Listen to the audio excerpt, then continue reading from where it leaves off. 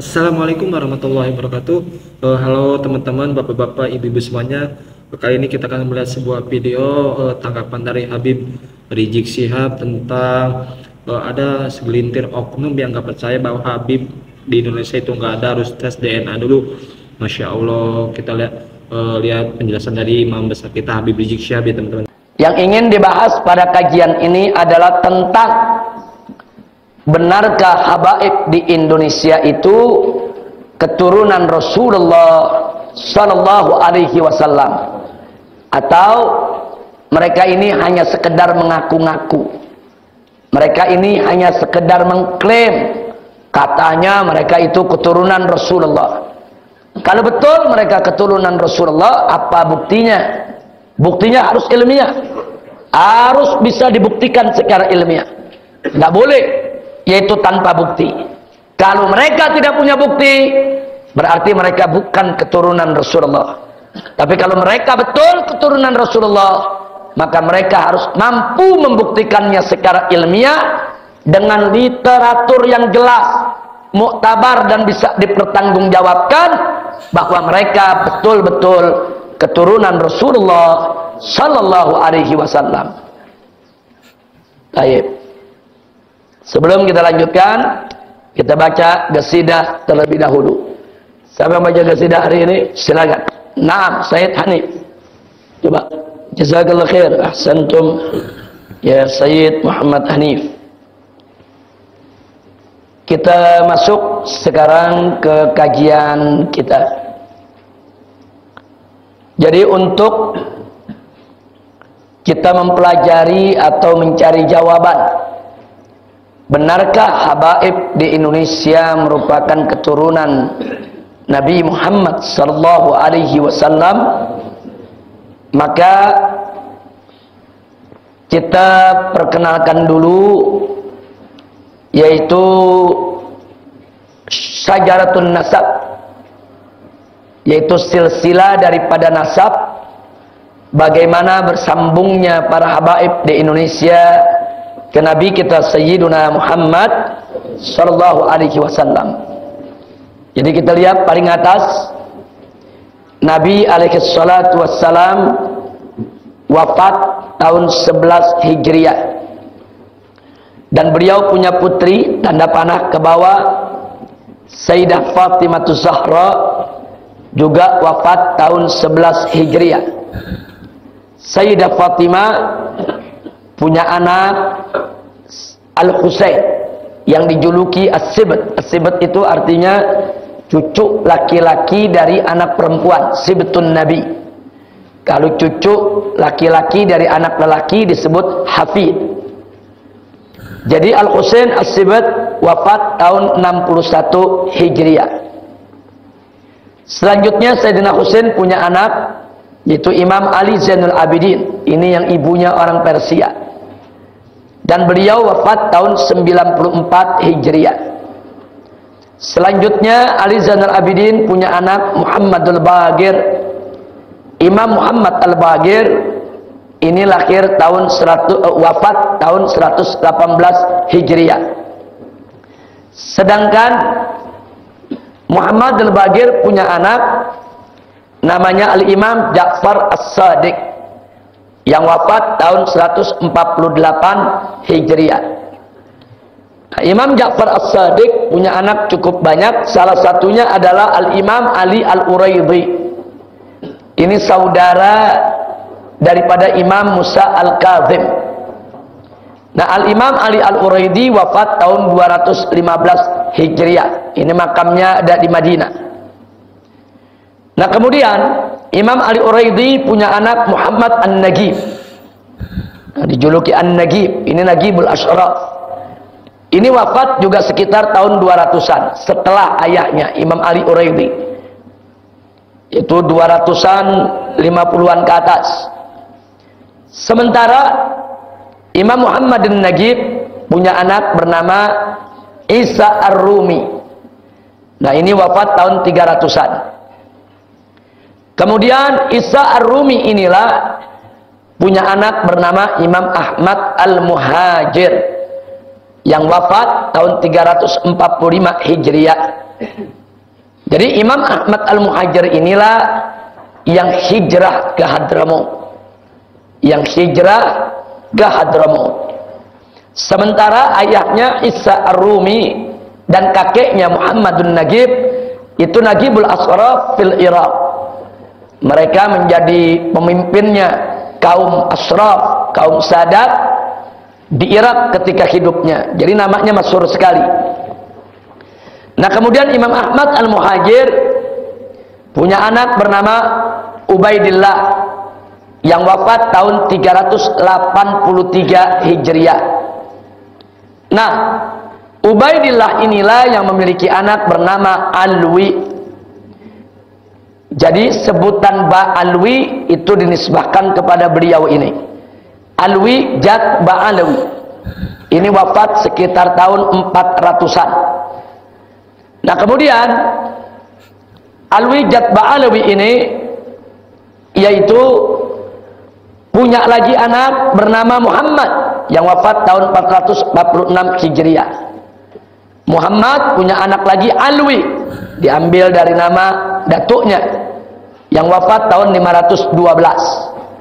Alwi punya anak Ali Khalid Gassam yang wafat tahun 527 Hijriah. Kemudian Ali Khalid Gassam ini punya anak bernama Muhammad Shahib Mirbat. Nah, Muhammad Shahib Mirbat inilah yang keturunannya yaitu banyak menyebar kemana-mana faraknya, cabangnya. Nah, di mana pertama cabang dari Muhammad Shahib Mirbat adalah Al-Imam Ali Walidul Faqih, ayah daripada Al-Faqih Al-Mugaddam Muhammad bin Ali. Beliau ini Ali Walidul Faqih ini wafat tahun 590 Hijriah.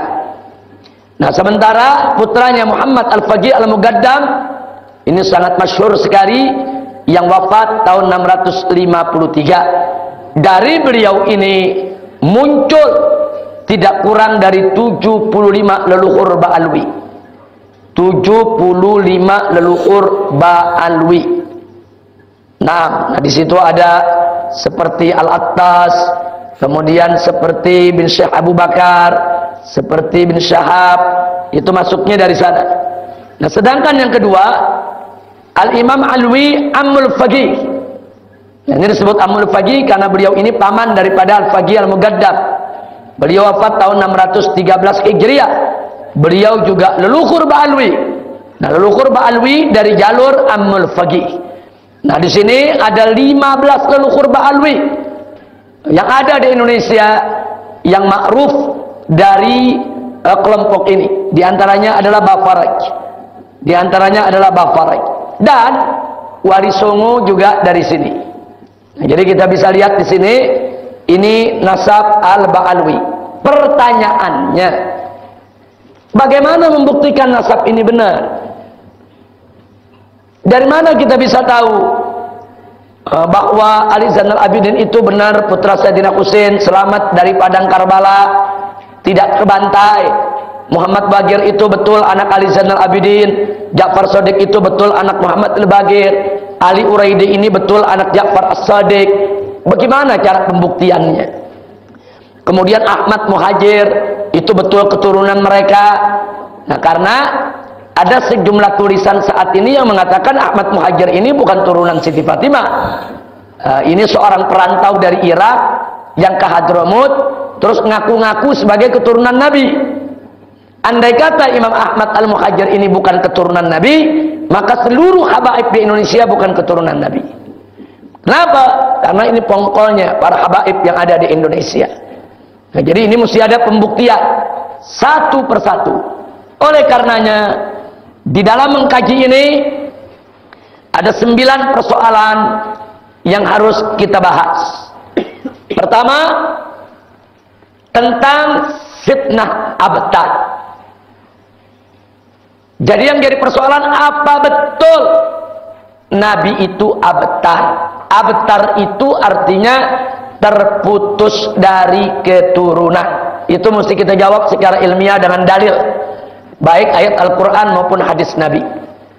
Kemudian yang kedua, andai kata sudah kita jawab nomor satu, bahwa Nabi tidak abtar, bahwa Nabi punya keturunan, muncul lagi persoalan yang kedua.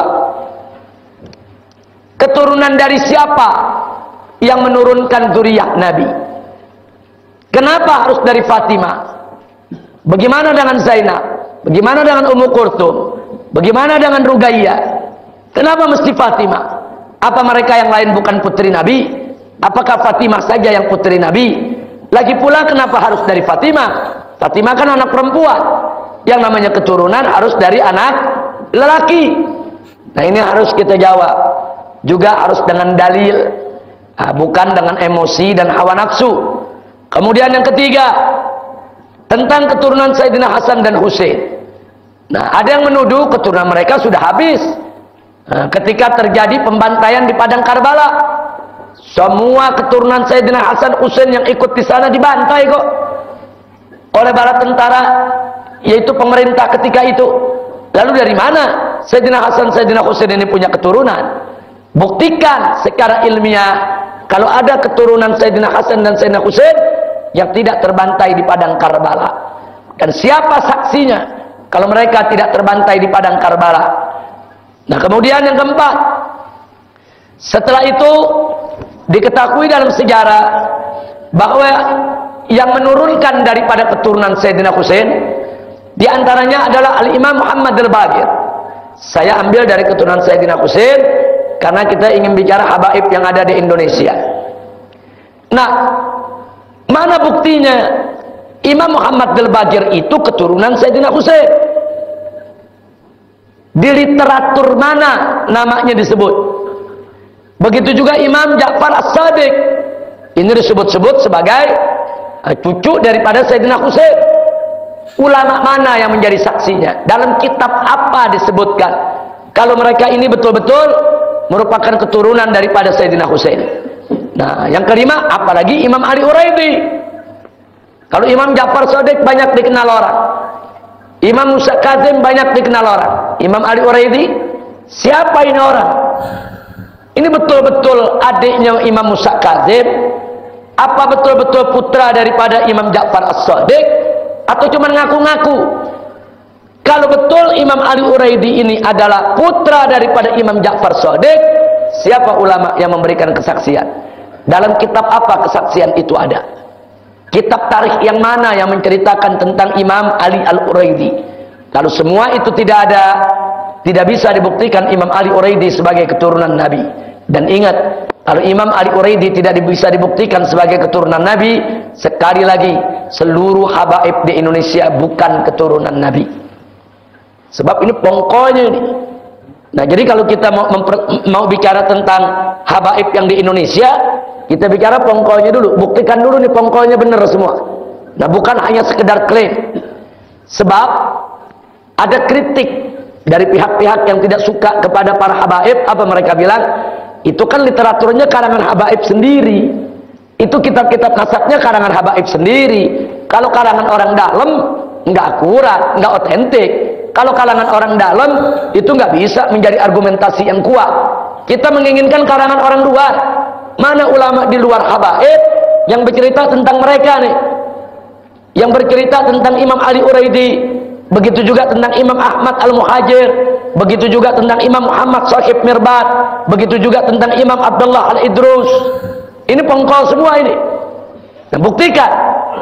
Jangan diambil cuman dari kitab karangan habaib. Mereka nggak terima. Kalau kitabnya kitab As-Samsud Dhakhira, karangan habaib. Kalau kitabnya Al-Masru'ur Rawi, mereka tolak. Mereka minta kitab karangan ulama yang muktabar, yang diakui oleh seluruh para ahli nasab di dunia, dan bukan dari kalangan habaib. Nah, jadi karena itu saya katakan tadi, untuk membuktikan keabsahan keturunan Nabi ini harus betul-betul hati-hati, cermat dan teliti, dan tidak boleh sampai tidak ilmiah.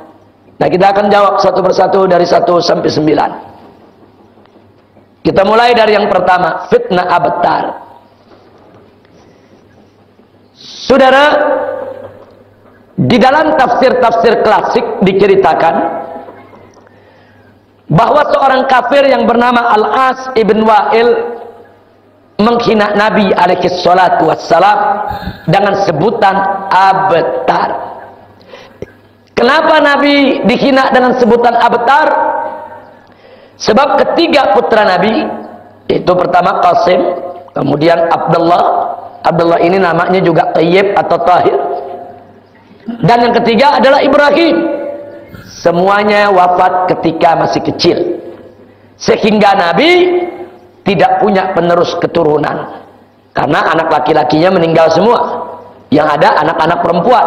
Ada Zainab, ada Ummu Kulsum, ada Ruqayyah, ada Fatimah. Nah, sementara anak-anak lelaki Qasim, Abdullah, Ibrahim itu meninggal ketika kecil. Nah, karena Nabi tidak punya penerus keturunan, di tengah bangsa Arab, kalau orang tidak punya penerus keturunan, itu disebut abtar. Artinya terputus dari keturunan. Akhirnya si kafir ini, Al-As bin Wa'il, menghina Nabi.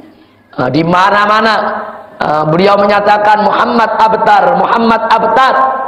Muhammad itu nggak layak jadi pemimpin manusia. Muhammad itu nggak layak jadi nabi. Muhammad itu abtar, nggak punya keturunan. Dia hina. Dan dia begitu bangga, Al-As ibn Wa'il, karena punya anak laki banyak, karena punya keturunan banyak. Dia hina kita punya Nabi alaihi salatu wassalam. Nah kemudian, saudara, begitu terjadi penghinaan ini, saudara, di mana Nabi diperolok-olok, saat itulah Allah memberikan berita gembira kepada Nabi dengan turunnya surat Al-Kautsar. Allah menyatakan kepada Nabi alaihi salatu wassalam, "Inna a'tainakal kautsar." Sesungguhnya kami berikan kepada engkau ya Muhammad Al-Kautsar. Al-Imam Fakhrul Razi di dalam kitab tafsirnya menyebutkan ada 15 tafsir untuk Al-Kautsar. Satu, Al-Kautsar itu nama nahrun fil jannah, nama sungai di sorga. Kemudian Haud, yaitu Al-Kautsar itu adalah nama taman di sorga yang mengalir sungai di bawahnya. Yang ketiga, auladun Nabi, yaitu anak cucu Nabi alaihi salatu wassalam. Yang keempat, ulamaul ummah. Yang kelima, an-nubuwah, dan seterusnya. Ada 15 tafsir untuk Al-Kautsar. Nah, jadi kalau kita mau teruskan, yang keenam Al-Kautsar disebut Al-Quran. Yang ketujuh Al-Islam. Yang kedelapan Al-Atba wal Asya, yaitu pengikut. Kemudian yang kesembilan Al-Fadail, yaitu keutamaan-keutamaan. Kemudian yang ke-10 Rifatul Zikir, yaitu penyebutan Nabi itu ditinggikan oleh Allah Subhanahu wa taala. Kemudian yang ke-11 Al-Ilm, ilmu. Yang ke-12 Al-Khuluqul Hasan, akhlak yang baik. Yang ke-13 As-Safa'ah, yaitu syafaat Nabi. Yang ke-14 Suratul Kautsar itu sendiri. Dan yang ke-15 adalah Jami' ni'amillah, semua nikmat yang Allah anugerahkan, karuniakan kepada Nabi kita Muhammad sallallahu alaihi wasallam.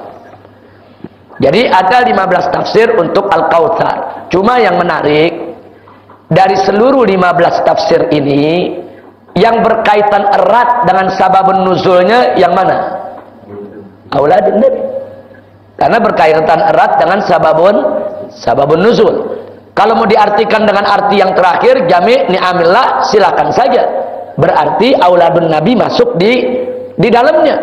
Tapi kalau dikaitkan dengan sababun nuzul, maka tidak ada seorang ulama tafsir pun yang menolak bahwa Al-Kautsar mencakup auladun Nabi, anak dan keturunan Nabi. Jadi di sini ada janji dari Allah, kami akan berikan ke Al-Kautsar keturunan yang tidak putus, keturunan yang banyak. Fasholli li rabbika wanhar, karena itu salatlah untuk Tuhanmu dan berkorban. Inna syani'aka huwal abtar, sesungguhnya yang membencimu itu As bin Wa'il dan kelompoknya, yang benci Nabi, menghina Nabi, mengatakan Nabi abtar. Sesungguhnya huwal abtar, dialah yang terputus daripada keturunannya. Nah, jadi kita lihat di sini saudara. Jadi ayat ini menjadi jaminan Allah kalau Nabi pasti punya keturunan. Enggak ada perbedaan pendapat di antara ulama Ahlus Sunnah wal Jamaah, saudara. Semua ulama Ahlus Sunnah walaupun berbeda-beda di dalam memaknai Al-Kautsar, tapi mereka sepakat bahwa surat Al-Kautsar adalah jaminan Allah kepada Nabi bahwa keturunan Nabi tidak terputus. Nah, sekarang baik, saudara, kalau keturunan Nabi tidak terputus, berarti keturunan Nabi datangnya dari mana? Dari Ibrahim, meninggal ketika kecil. Dari Al-Qasim, meninggal ketika kecil. Kemudian dari siapa lagi tadi satu? Abdullah, meninggal juga ketika kecil.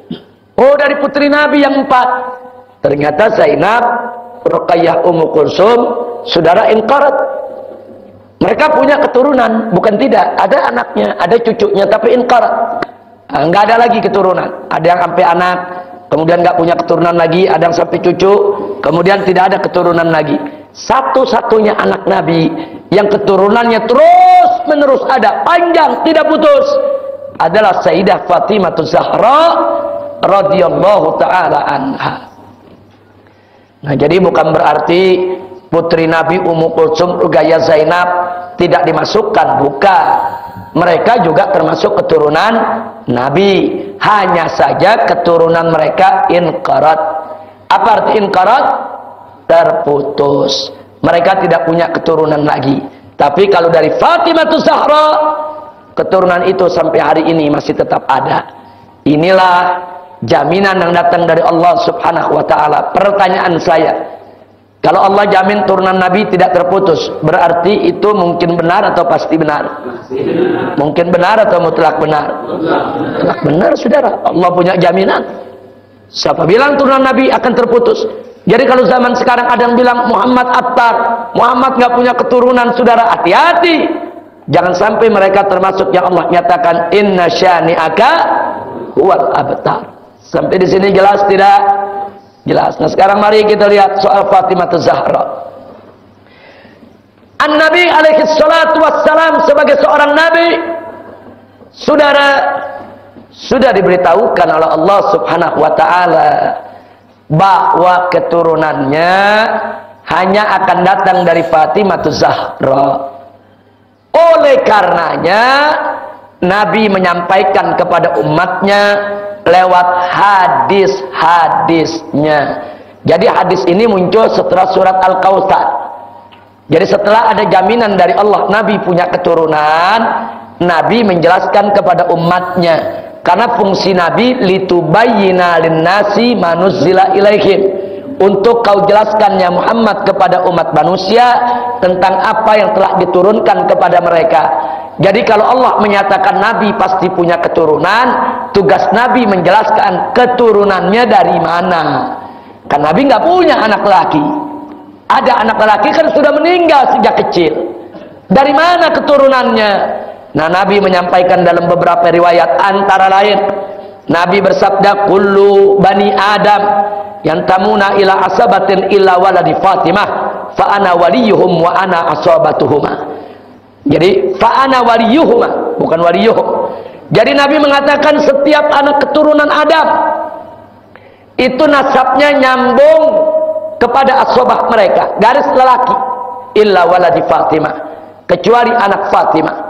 Fa ana waliyuhuma, dan aku adalah wali mereka berdua, Al Hasan wal Husain, atau waliyuhum, wali daripada mereka, wa ana asabatuhum, dan aku adalah asobah mereka. Nabi yang mengatakan aku wali mereka dan aku garis asobah mereka. Kemudian hadis yang lain, likulli bani ummin asobatun illa ibnai Fatimah, setiap anak dari seorang ibu ada asobah dari garis bapaknya, illa kedua putra Fatimah, fa ana waliyuhuma wa asabatuhuma, aku adalah wali mereka berdua dan aku adalah asabah mereka. Kemudian dalam hadis yang lain Nabi mengatakan, innallaha ja'ala dzurriyyata kulli nabiyyin min sulbih, sesungguhnya Allah menjadikan keturunan setiap nabi dari sulbinya sendiri. Wa ajala zuriyati fi sulbi hadza. Sedangkan keturunanku itu dijadikan oleh Allah di sulbi orang ini. Siapa yang ditunjuk oleh Nabi? Wa asara ila Ali. Nabi menunjuk kepada Sayyidina Ali ibn Abi Thalib, saudara. Kemudian di hadis yang lain Nabi mengatakan, kullu sababin wa nasabin yanqati'u yaumal qiyamah, ma khala sababi wa nasabi. Wa kullu bani unsa asabatuhum li abihim, ma khala waladi Fatimah fa inni abuhum wa asabatuhum. Jadi Nabi mengatakan dalam hadis ini, setiap hubungan dan setiap nasab akan terputus hari kiamat, kecuali hubunganku dan nasabku. Setiap keturunan seorang wanita, asabatuhum li abihim, bahwa garis asabahnya itu ikut kepada ayah mereka, ma khala waladi Fatimah, kecuali yaitu daripada putra Fatimah, fa inni abuhum, aku ayah mereka, wa asabatuhum, dan aku garis asabah mereka. Ini hadis seperti ini banyak sekali yang Nabi memberikan jaminan bahwa turunan Fatimah Zahra adalah keturunan Nabi kita Sayyiduna Muhammad sallallahu alaihi wasallam. Kira-kira jelas tidak? Oleh karenanya Ahlus Sunnah wal Jamaah qatibatan, seluruh ulama Ahlus Sunnah sejak dulu sampai sekarang sepakat bahwa keturunan Fatimah Zahra itulah zuriyatun Nabi sallallahu alaihi wasallam. Enggak ada ulama Ahlus Sunnah berbeda, saudara. Nah, jadi kalau zaman sekarang mulai ada yang kritik, saudara, kan Fatimah anak perempuan, kan Nabi anak lakinya kan meninggal di waktu kecil. Ini menunjukkan yang bersangkutan bukan Ahlus Sunnah wal Jamaah. Karena tidak ada Ahlus Sunnah wal Jamaah yang menolak ini. Sepakat semua Ahlus Sunnah dari ulama kalangan manapun, baik yang habaib maupun yang non habaib, saudara. Tidak ada perbedaan bahwa mereka sepakat keturunan Fatimah adalah keturunan Nabi alaihi salatu wassalam. Bahkan mari kita lihat Sayyidina Umar. Diceritakan qala Umar ibn Khattab radhiyallahu taala anhu, lama tazawwaja Kulthum ibnatu Fatimah. Tatkala Sayyidina Umar yaitu kawin dengan Kulthum putrinya Fatimah. Apa beliau katakan kepada para sahabat? Ala tuhannuni, apakah kau tidak memberikan tahniah kepadaku? Artinya kenapa kalian tidak berikan ucapan selamat kepadaku? Tahukah kalian, sami'tu Rasulullah sallallahu alaihi wasallam yaqul, aku mendengar sendiri bahwa Nabi bersabda, yanqati'u yaumal qiyamah kullu sababin wa nasabin illa sababi wa nasabi. Putus semua hubungan dan nasab di hari kiamat kecuali hubunganku dan nasabku. Jadi Sayyidina Umar mengatakan kepada para sahabat, sudah sepatutnya kalian memberikan selamat kepadaku. Aku mengawini putri Fatimah, aku menjalin hubungan yang tidak akan pernah putus sampai hari kiamat, sebagaimana disabdakan oleh Nabi. Jadi artinya di sini, saudara, kita lihat bahwa Sayyidina Umar ibn Khattab di hadapan para sahabat mengakui bahwa anak Fatimah adalah keturunan Nabi kita Muhammad sallallahu alaihi wasallam. Nah, makanya para sahabat Nabi, tabi'in, tabi'in, sampai semua ulama Ahlus Sunnah tidak berbeda pendapat bahwa keturunan Fatimah Zahra radhiyallahu taala anha adalah keturunan Nabi kita Sayyiduna Muhammad sallallahu alaihi wasallam. Sampai di sini jelas? Oke teman-teman, bapak-bapak, ibu-ibu semuanya, itu tadi terkait tanggapan dari Habib Rizik Syihab yang mana beliau menyatakan bahwa Habib di Indonesia itu emang benar adanya, nggak usah ada tes DNA ya teman-teman. Dan semoga orang-orang yang nggak percaya diberikan hidayah teman-teman. Oke, kita berdoa semoga semuanya sehat selalu, panjang umurnya, amin ya rabbal alamin. Al-Fatihah. Bismillahirrahmanirrahim.